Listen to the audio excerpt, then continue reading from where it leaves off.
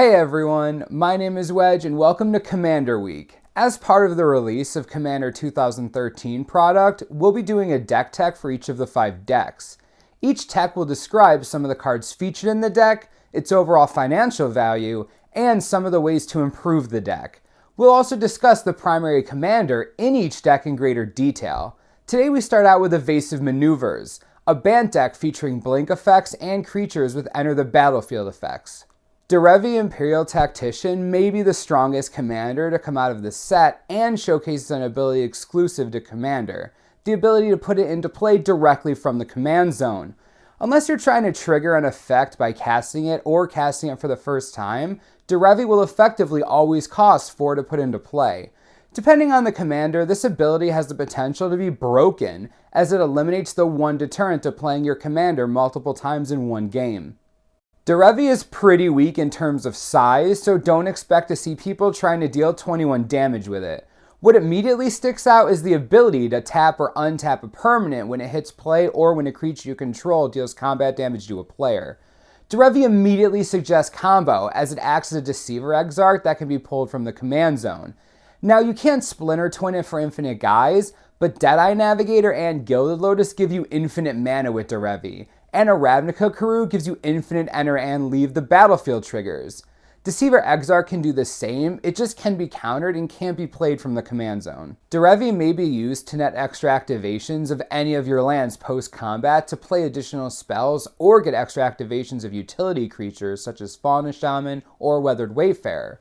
Another use of the ability can be to put Derevi into play just to eliminate a blocker. Depending on how many creatures you plan to attack with, they may net you additional triggers post-combat. I expect to see it play similar to Edric's Spymaster of Trest, in which you play a lower curve with evasion creatures to maximize Derevi's abilities. Unlike Edric, Derevi may benefit from a higher curve as it has the potential for an explosive late-game combo with Deadeye Navigator or lands such as Gaia's Cradle.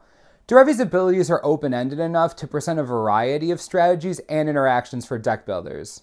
The deck is pretty standard for a commander build. You have many creatures that have an effect when they enter the battlefield and spells designed to get multiple uses out of the effect, such as Conjurer's Closet and Mistmeadow Witch. Pilgrim's Eye and Farhaven Elf help you accelerate and fix your mana. Fiend Hunter and Dungeon Geist act as removal, while Acidic Slime and Bane of Progress help disrupt your opponent and clear away problem artifacts. Stonecloaker and the new card Angel of Finality give the deck hate against graveyard strategies, and for a little protection, Karmic Guide can help you get back your evasion creatures or combo pieces.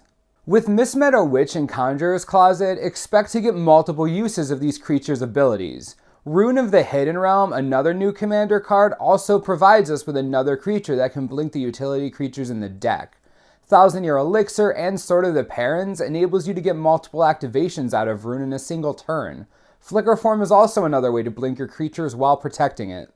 Another sub-theme for the deck is evasion, and Hada Spy Patrol and Luzun Scholar General stand out among the creatures in the deck as the only unblockable creatures. Dungeon Geist and Deceiver Exarch can tap down opposing blockers in order for your flyers to get through, while Mistmeadow Witch and Rune can remove them from play. Getting in for damage is important as you get more interactions out of Derevi, which in turn allows you more activations of Rune, Azami Lady of Scrolls, and Djinn of Infinite Deceits. At worst, you can always untap your Signets or Soul Ring for some acceleration and lay down more threats. Fiend Hunter gives the deck an interesting trick. When you play Fiend Hunter with the enter the battlefield trigger on the stack, blink or bounce it to exile the targeted creature. What happens is the leave the battlefield trigger goes on the stack and then resolves first. Then the enter the battlefield trigger resolves and the creature is exiled permanently. Financially, Evasive Maneuvers offers a decent return with Derevi, Rune, Angel of Finality, and Bane of Progress all providing potential upside in terms of new cards. I don't expect Derevi or Rune to be as valuable or popular as Kaalia, more likely settle closer to Edric's price of $4 to $5. Bane of Progress will see a lot of play in Commander as explosive artifact and enchantment hate and could easily be a couple bucks. Angel of Finality is likely too slow for legacy play, but like Bane of Progress, gives Commander decks a better option to hate graveyards. This will either outright replace Stonecloaker or work in tandem with it. In terms of reprints, discretion has to be used as the value of almost all reprints will drop with the advent of new supply. This is especially true for the many portal cards used in this set, as the print run for the portal sets were very low. Expect a significant drop on Luzun from its current $22 price tag. Once again, all the Commander decks will have a Soul Ring, likely dropping its $10 value, but not significantly since every Commander deck needs a Soul Ring maintaining its demand.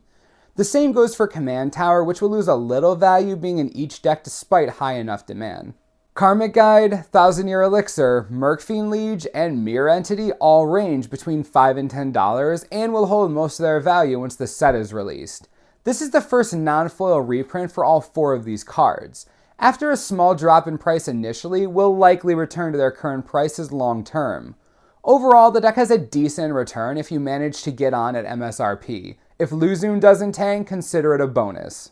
If you're looking to add cards to improve Evasive Maneuvers, Deadeye Navigator is a must include. It is by far the strongest blink effect of its kind, and with the right creature can win games by itself. It's one of the best creatures in the format, and this style of deck is perfect for it. Bant has access to a solid amount of enter the battlefield creatures that can improve on the current build. Sylvan Primordial, Terastodon, and Woodfall Primus are more game-breaking improvements on Acidic Slime. Sower of Temptation is similar to Dungeon Geist in disrupting opposing creatures. Revelark and Twilight Shepherd can help you get back relevant creatures or combo pieces, while Sunblast Angel acts as a conditional sweeper that can be blinked for multiple uses. While Ixodron can help deal with problem creatures, it will affect your board as well. Plan accordingly to have a bounce spell ready. Draining Whelk and Mystic Snake allow you to play more control and not waste slots on counters that have no interaction with the rest of the deck. Bounce effects are a good supplement to cope with the lack of blink effects in the format. The only downside is that you have to recast the card just to get it into play. Crystal Shard is one of the stronger bounce effects as it costs only 1 mana to use and you will get multiple uses out of it. Sunken Hope guarantees you 1 bounce per turn but also allows your opponent the same ability. With the proliferation of enter the battlefield creatures in the format, I would avoid using Sunken Hope without building around it. Clone and his brethren are perfect for Evasive Maneuvers. Copying the best creature on the table will almost always be strong in Commander, so some combination of Phantasmal Image, Clone, Progenitor Mimic, or Phyrexian Metamorph will immediately improve the deck. If you're looking to play more creatures that take advantage of Derevi's untap ability, Fauna Shaman and Arcanus the Omnipotent allow you to dig deeper and get the relevant cards you need. Weathered Wayfarer can pull the lands you need faster and fix your mana. Evasive Maneuvers isn't going to hit hard and overwhelm your opponents with creatures, but if you're into playing a control style with plenty of combos and synergy, then this is the deck for you. The games will be long and drawn out, but the end result will be worth it. Hopefully this deck review helped you decide whether or not Derevi is the commander for you. As always, subscribe below for the latest and most reliable Magic the Gathering information you could ever need. This is the Mana Source, I'm Wedge, thanks for watching and we'll see you next time.